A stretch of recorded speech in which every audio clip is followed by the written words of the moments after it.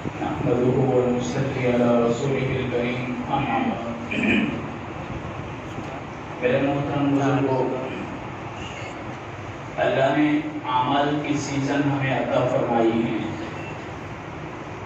جو بندہ اس دنیا کے کھیت کے اندر جو بھی بیج ڈالے گا، مرنے کے بعد اس کو کاٹے گا. اور ان کی اعمال کے بلبوتے پر جس جنت کے احوال ہم سنتے ہیں، اللہ نے اسی اعمال پر ان نعمتوں کا وعدہ کیا ہے.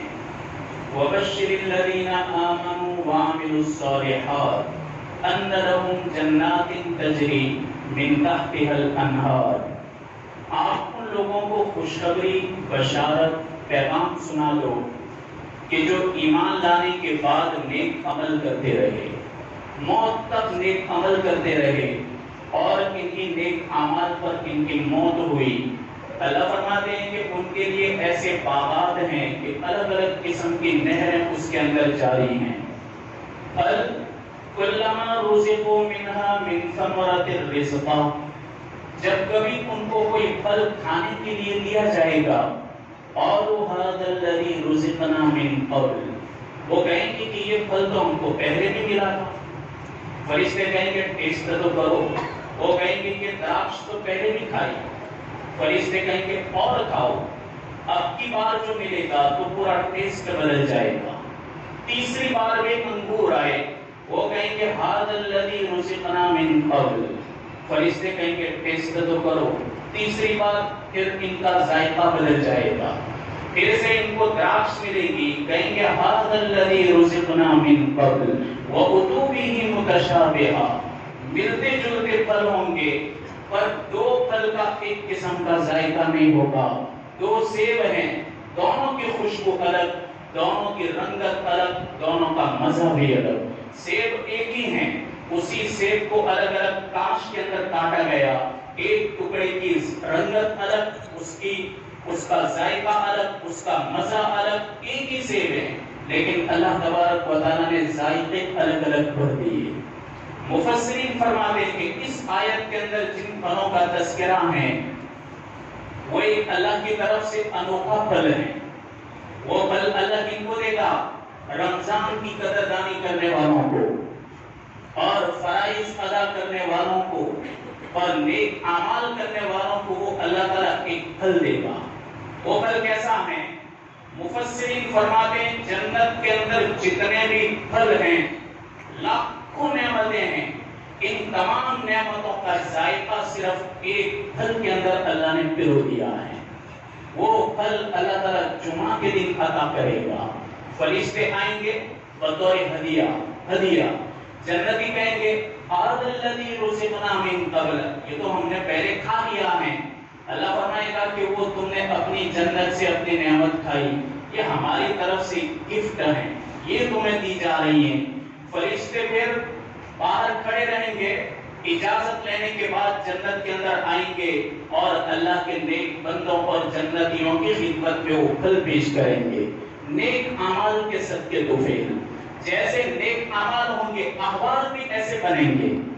ہم ابھی اعمال ہمارے کچھ نہیں، اور ہماری زندگی کے اندر کوئی تبدیلی نہیں، کوئی رد و بدل نہیں، اور ہم انتظار کرتے ہیں حالات کے درست ہونے. حالات ویسے درست نہیں ہوتے، اور تنگیاں ویسے ختم نہیں ہوتی، اور چیزوں کا مہنگا ہونا، یہ سارا نظام اللہ کے قبضے قدرت میں ہے. دور صحابہ میں چند صحابہ اللہ کے نبی کے پاس آئے، کہنے لگے یا رسول اللہ صلی اللہ علیہ وسلم، مدینے میں کچھ لوگ اپنی من مانی چلاتے ہیں اور اپنی مرضی سے چیزوں کے دام بڑھا دیتے ہیں، اپنی مرضی سے کم کر دیتے ہیں، تو آپ ان کا ریٹ نکی کر دو اور ان کا بھاؤ آپ طے کر لو کہ اس سے زیادہ نہیں دے سکتے. اللہ کے حبیب نے فرمایا کہ مجھے اور ان تاجروں کو اپنی حالت پر چھوڑ دو. جو بھی دنیا کے اندر چیزوں کی مہنگائیاں ہوتی ہیں، اور ارزانی اور گرانی یعنی سستا اور مہنگا جو ہوتا ہے، یہ اللہ کے قبضے قدرت میں ہے. جس قسم کے بندوں کے اعمال ہوتے ہیں، ویسے یہ حالات روئے زمین پر کھڑے ہوتے ہیں. اگر ایسے موقعوں پر بھی بندے نیک عمل کریں گے اللہ تبارک و تعالی حالات کو درست کرے گا. اور اگر وہی روش جو 11 مہینوں کی غفلت والی زندگی چلی تو میرے بھائیو حالات ویسے ہی رہیں گے جیسے ہم دیکھ رہے ہیں. یہ تو اللہ تبارک و تعالی چند موقع دیتا ہے. عبداللہ ابن مسعود رضی اللہ تعالی عنہ مدینہ میں چل رہے تھے. ایک آدمی آیا کہنے لگا کہ ابن مسعود میں نے آپ کے بارے میں خواب دیکھا ہے. کہا کیا خواب دیکھا؟ کہا خواب میں نے یہ دیکھا کہ اللہ کے نبی نور کے منبر پر بیٹھے ہوئے اور آپ کے بدن مبارک پر سبز کپڑے اور ان کے سامنے تو بیٹھا ہوا ہے. ابن مسعود نے کہا میں بیٹھا ہوں. کہاں؟ اللہ کے حبیب دنیا سے رخصت ہو گئے. اس کے بعد ہی ابن مسعود کو کہا جا رہا ہے. عبداللہ ابن مسعود نے پوچھا کہ میرے نبی نے مجھ کو کچھ کہا؟ کہا وہی سننے کے قابل ہے. اللہ کے حبیب نے تجھ کو کہا کہ ابن مسعود اب بہت ہو گیا, اب تم میرے پاس چلے آؤ, اس لیے کہ میرے چلے جانے کے بعد تم پر کچھ ظلم ہوا ہے. ابن مسعود نے فرمایا کہ بس تم اب گواہ رہو اور تم مدینے سے اس وقت تک اپنا قدم نہ نکالنا جب تک کہ تم میرے جنازے کی نماز نہ پڑھ لو. ابن مسعود کہہ رہے حالانکہ ابن مسعود تندرست نظر آ رہے ہیں, آپ پر کوئی بیماری نہیں. ایسے موقع پر آپ نے فرمایا کہ یہ تیرا خواب سچا ہے اور اس کی تعبیر چند ہی دن میں پوری ہو جائے گی, لیکن تم مدینے سے ابھی مت جانا. 2-3 دن وہ آدمی رہا. عبداللہ ابن مسعود بیمار پڑ گئے اور دنیا سے رخصت ہوئے. اس آدمی نے جنازے کے اندر شرکت کی, لیکن جس وقت بیمار تھے اس وقت حضرت عثمان ذی النورین آپ کے پاس آئے. کہا ابن مسعود آپ کو کیا ہوا ہے؟ کہا کہ یہ سب گناہوں کی بدولت. ابن مسعود جیسا آدمی کہ ہمارے امام ابو حنیفہ رحمۃ اللہ علیہ اتنا بڑا محدث, اتنا بڑا فقیہ ہے, بلکہ یوں کہو کہ حنفی مسلک کی پوری عمارت عبداللہ ابن مسعود کے قدموں پر کھڑی ہے. ہمارا مفتی اعظم حنفیوں کا, پوری امت کا, لیکن ہمارا سب سے بڑا مفتی اعظم ہے تو عبداللہ ابن مسعود نے صحابہ میں سے. اتنا بڑا آدمی کہہ رہے ہیں کہ عثمان میرے گناہوں کی وجہ سے سب حالات ہیں. کہا کہ آپ کی بیماری کچھ زیادہ لگ رہی ہے, آپ کی بیٹیاں ہیں, جوان بیٹیاں, آپ کے گھر کے اندر خرچے کی تو ضرورت پڑتی ہوگی. کہا کہ مجھے خرچے کی کوئی ضرورت نہیں. کہا آپ دنیا سے رخصت ہو گئے تو آپ کی بیٹیوں کے لیے. کہا کہ ابن مسعود نے کہا کہ تم جانتے ہو عثمان جس قسم کے اعمال ہوتے ہیں ویسے یہ حالات باہر اور گھر میں پیدا ہوتے ہیں. یاد رکھو میری بیٹیوں کے خرچوں کا بندوبست میں نے پہلے سے کر دیا ہے. تو چونک گئے حضرت عثمان کہ شاید ہو سکتا ہے کہ عبد الرحمن بن عوف نے کہا ہو, پھر دوسرے صحابہ اکرام میں کتنے ایسے وسعت والے ہیں انہوں نے کہا ہو. تو حضرت عثمان نے کہا کہ اگر آپ اجازت دو تو میں آپ کو پوچھوں کہ کس نے آپ کا یہ بندوبست کیا. تو حضرت ابن مسعود نے اوپر انگلی کی, لیکن عثمان نہیں سمجھے. آپ نے فرمایا کہ میں نے اپنی بیٹیوں کو پہلے سے کہہ دیا ہے کہ بیٹا ہر رات تم سورہ واقعہ پڑھتی رہو, یہ بہترین عمل ہے, تمہارے گھر کے اندر کبھی غربت نہیں آئے گی اور گھر کے اندر کبھی فقر اور فاقہ نہیں آئے گا. اور یاد رکھو جس قسم کے تمہارے حالات ہوں گے تمہارے گھر کے اندر ایسے ہی حالات کھڑے ہوں گے. اگر تم برسر عام اللہ کی نافرمانی کرو اور پھر اس کے بعد برکت کی دعائیں کرتے رہو تو برکتیں نہیں آ سکتی. تم برسر عام اللہ کے باغی بن جاؤ, بغاوت کرتے رہو اور بغاوت کرتے کرتے پھر دشمنوں پر فتح مانگو, کبھی فتح نصیب نہیں ہوگی. ایک طرف تم اللہ کے احکام کو پامال کرو, مسجدوں کو ویران کرو اور نماز جیسی عظیم دولت کو تم ضائع کر دو, اور پھر اس کے بعد اللہ تبارک و تعالیٰ سے وسعت کے دروازے مانگو. اللہ کبھی تمہاری وسعت تم پر نہیں کرے گا جب تک کہ تم اللہ تبارک و تعالیٰ کے احکام کے پابند نہ ہو جاؤ. عبداللہ ابن مسعود نے فرمایا جس قسم کے اعمال بندے کرتے ہیں ویسے ہی احوال دنیا کے اندر آتے ہیں. میرے بھائیو یہ عظیم برکتوں والا مہینہ ہے اور آئندہ مہینہ اللہ تبارک و تعالیٰ اپنے اپنے تمام دروازوں کو کھول دیتا ہے رمضان المبارک کے اندر۔ اور یاد رکھو برکت کے موقع ہمیشہ نہیں آتے۔ ایک مرتبہ صدیق اکبر نے حضرت عمر سے کہا اللہ کے نبی کے وصال کے بعد کہ ام ایمن کی ملاقات کریں۔ ام ایمن نام سنا ہوگا، ام ایمن۔ ام ایمن اصل میں اللہ کے نبی کے والد صاحب عبداللہ کی باندی تھی۔ بہت سے بچے پوچھتے ہیں کہ ام ایمن کا تذکرہ بہت سنتے ہیں لیکن یہ ہیں کون؟ تو ام ایمن اللہ کے حبیب کے ابا کی باندی تھی۔ آپ کا تو وصال ہو گیا، اللہ کے حبیب کے والد صاحب کا وصال ہو چکا تھا، اب یہ باندی آپ ہی کے گھر میں رہی۔ اللہ کے حبیب کی تربیت کے اندر، اللہ کے حبیب کی پرورش کے اندر جن جن لوگوں کا حصہ رہا سب سے بڑا حصہ ام ایمن کا رہا۔ اللہ کے حبیب معصوم تھے، آپ کو غسل کرانا، آپ کے کپڑے بدلوانا اور آپ کو اچکنا، یہ سارے کام ام ایمن نے کیے۔ اللہ کے حبیب ان کا اتنا احترام کرتے، جب حضرت ام ایمن تشریف لاتی ہمارا نبی امام الانبیاء آپ کے رسپیکٹ کے لیے کھڑا ہو جاتا تھا۔ صحابہ کہتے یا رسول اللہ آپ تو امام الانبیاء ہیں، ام ایمن؟ آپ نے فرمایا کہ ہاں یہ ام ایمن تمہارے نبی اور نبیوں کا نبی اور امام الانبیاء کی پرورش میں اس عورت کا سب سے بڑا حصہ رہا ہے۔ آپ کتنا احترام فرماتے۔ اللہ کے حبیب نے ان کو آزاد کیا، چونکہ ترکہ کے اندر وہ وراثت کے اندر آئی، آپ نے ان کو آزاد کیا۔ آزاد کرنے کے بعد زید بن حارثہ کے ساتھ ان کا نکاح اللہ کے حبیب نے کروایا۔ آپ ہمیشہ فرماتے جس کسی کو اس روئے زمین پر چلتی پھرتی جنتی عورت کو دیکھنا ہو ام ایمن کو دیکھے، یہ جنتی عورت ہے۔ تو صدیق اکبر نے حضرت عمر سے کہا کہ ملاقات تو کریں، تو ملاقات کے لیے حضرت عمر اور صدیق اکبر آئے۔ اس وقت ام ایمن جھاڑو لگا رہی تھی باہر، جیسے ہی ان دونوں بزرگوں پر نظر پڑی تو زاروں قطار رونے لگی حضرت ام ایمن۔ صدیق اکبر نے پوچھا کہ آپ کیوں رو رہی ہو؟ اللہ کے حبیب کے وصال پر رو رہی ہو اور ہمارے نبی کی جدائی پر رو رہی ہو؟ اگر وہ بات ہے تو اللہ تعالیٰ نے اپنے نبی کے مقدر میں جو مرتبہ لکھا ہے تمہیں معلوم ہے۔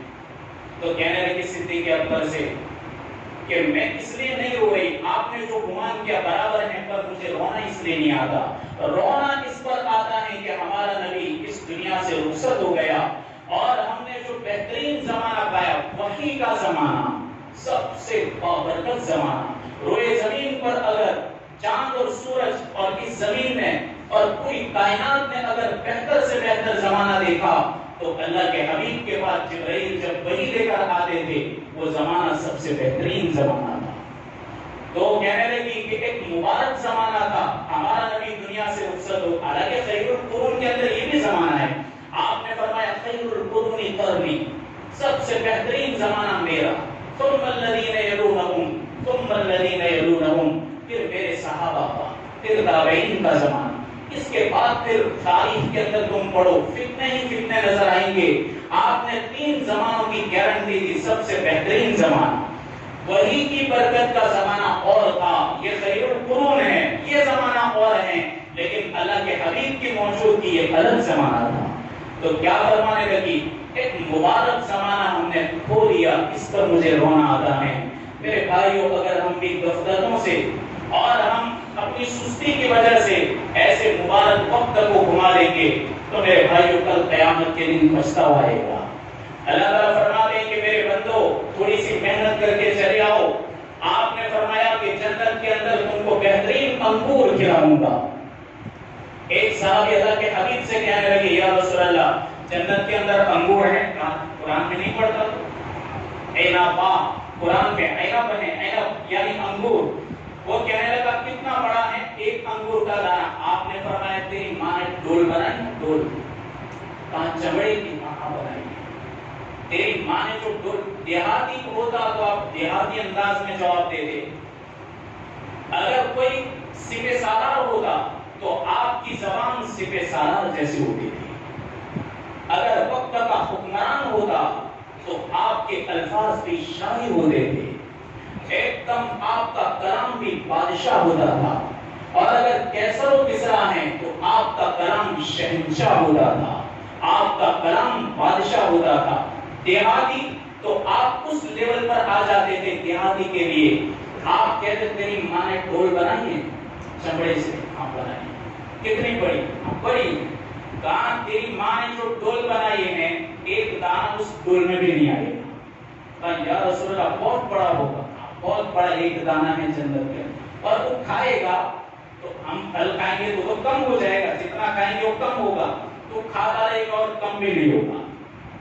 پھر کہنے لگا یا رسول اللہ انار انار رمان کس کا تذکرہ قرآن میں ہے، کہا کہ یا رسول اللہ انار کہاں، انار ہے کتنا بڑا، کہا ایک انار کے پھل کے ارد گرد تیرا پورا خاندان بیٹھ جائے گا اور تم اس کے دانے کھاتے رہو گے، اتنا بڑا چھلکا ہوگا اور اتنا بڑا دانہ ہوگا۔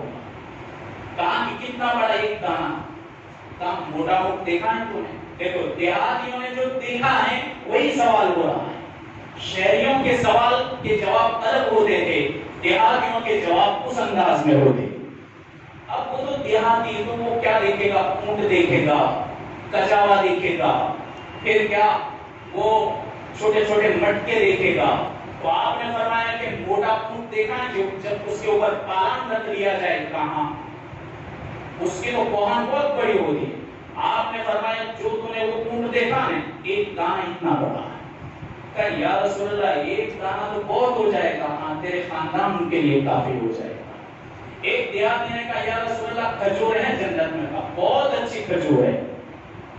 ایک امبر دیکھی ہوگی آپ نے، امبر بہت لمبی ہوتی ہے، امبر جنت کی ادنا کھجور کتنی بڑی، 12 گز کی، 12 ہاتھ رکھو تو کندھے پر اٹھانی پڑے گی کیا، وہ ہماری ہائٹ 60 فٹ ہائٹ ہوگی، ہمارے بدن بھی بڑے مضبوط ہوں گے۔ آپ نے فرمایا کہ جنت کا کیلا بھی اتنا لمبا اور جنت کی کھجور بھی اتنی بڑی، لیکن کھجور کے اندر گٹلی نہیں، اللہ نے اس میں گٹلی نہیں رکھی، اتنی بڑی کھجور ہے۔ دیہاتی نے کہا یا رسول اللہ مزہ آئے گا، بہت بڑی کھجور، ہاں کہا کہ ایک کھجور تیرے پورے گھر کے لیے کافی ہے، اتنی بڑی کھجور اللہ تبارک و تعالی نے رکھی۔ دیہاتی نے کہا یا رسول اللہ ہم تو دیہات سے یہاں بازار آتے ہیں مدینہ منورہ میں، تو جنت میں تو ہر چیز ہوگی، بازار میں جانے کا کچھ مزہ ہی الگ ہوتا ہے۔ تو کہاں جنت کے اندر بازار، کہاں زوردار بازار، کہاں کیسا بازار ہے؟ آپ نے فرمایا جنت میں بہت بڑی بڑی دکانیں، آج کے مول سمجھو، یہ مول یہ ایک قسم کا شو ہے، جنت کی ہر نعمت کا ایک نمونہ اللہ نے دنیا میں رکھا تھا کہ جنت سمجھ میں آئے۔ تو بڑے بڑے مال اور بازار ہوتے ہیں، آپ نے فرمایا اتنی بڑی دکان ہوگی کہ آپ نے اتنے گز بیان کیے کہ جو آج گزوں کو اگر کلومیٹر کے اندر پھیرا جائے تو 100 کلومیٹر کے بنتے ہیں، اتنے بڑے بڑے مال، کوئی بیچنے والا نہیں، ہر چیز بڑی ہوگی۔ اللہ کے حبیب نے فرمایا تم اندر جاؤ، جسے جو چیز پسند ہو اٹھا لو، تمہاری مرضی میں آئی لے لو اور تم لے جاؤ، تمہیں کوئی پوچھنے والا نہیں۔ دیہاتی خوش ہو گئے۔ پھر آپ نے فرمایا سن، جنت کے اندر کستوری اور مشک عنبر کے ٹیلے ہیں، چھوٹے چھوٹے ٹیلے جب باغ کے اندر ہوتے ہیں اس پر گرینری ہوتی ہے تو منظر بڑا سہانا لگتا ہے۔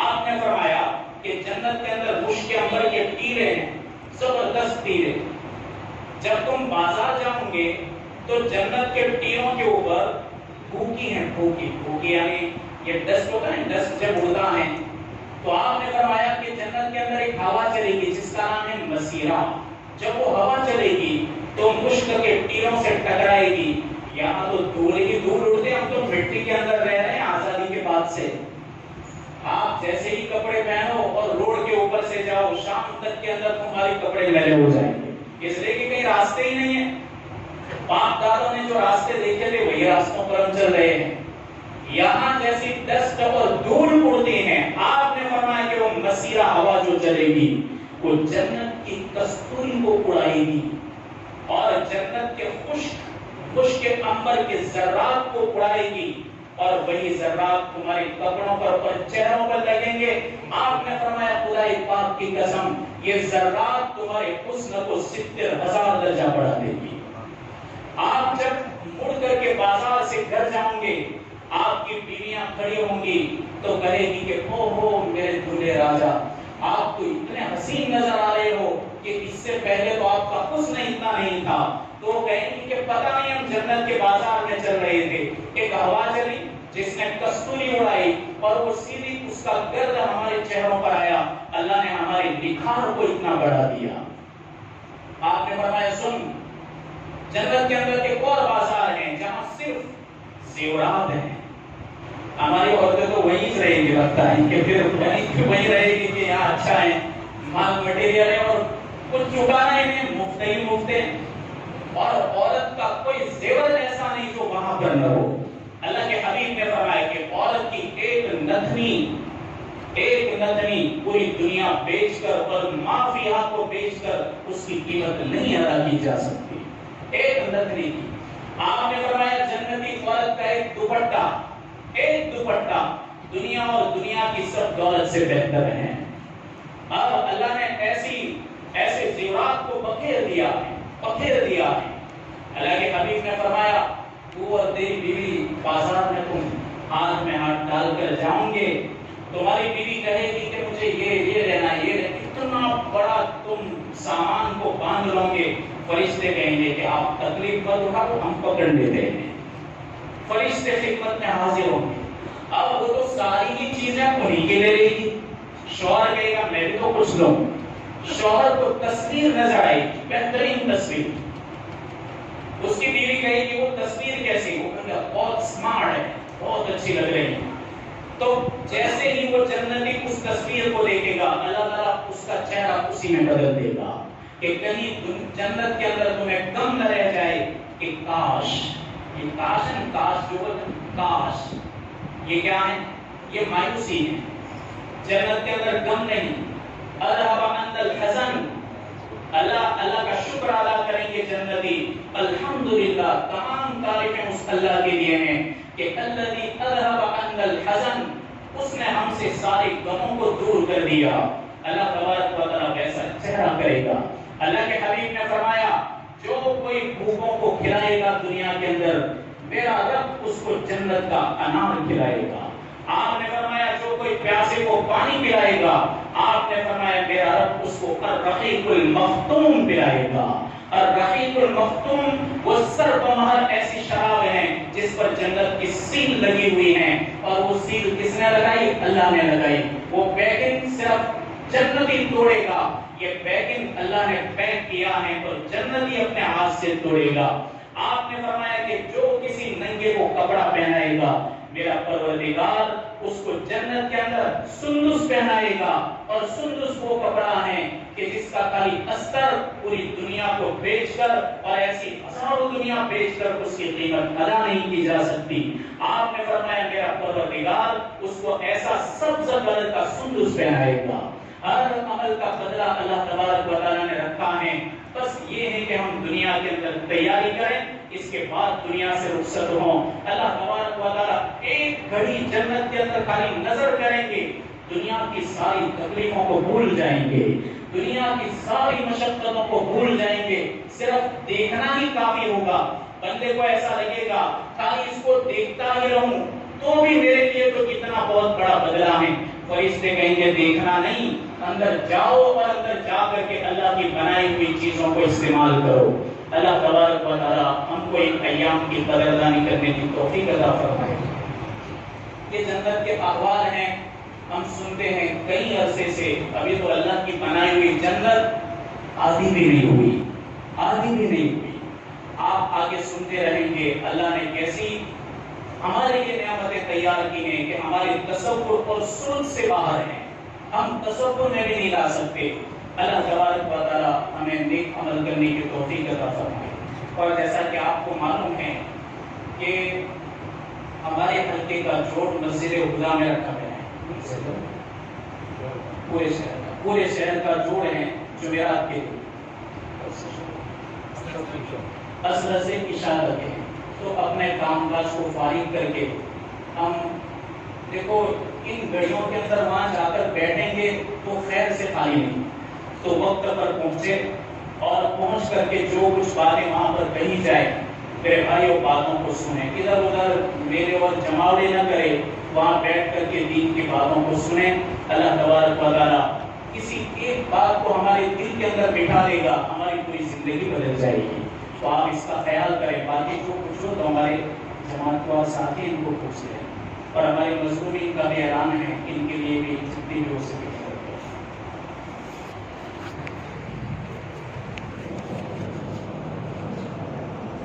یا خالق الصلاة الذي لم يلد ولم يولد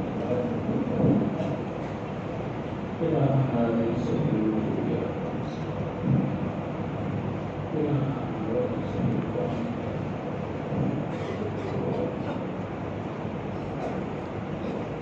اللهم ربنا صلى الله عليه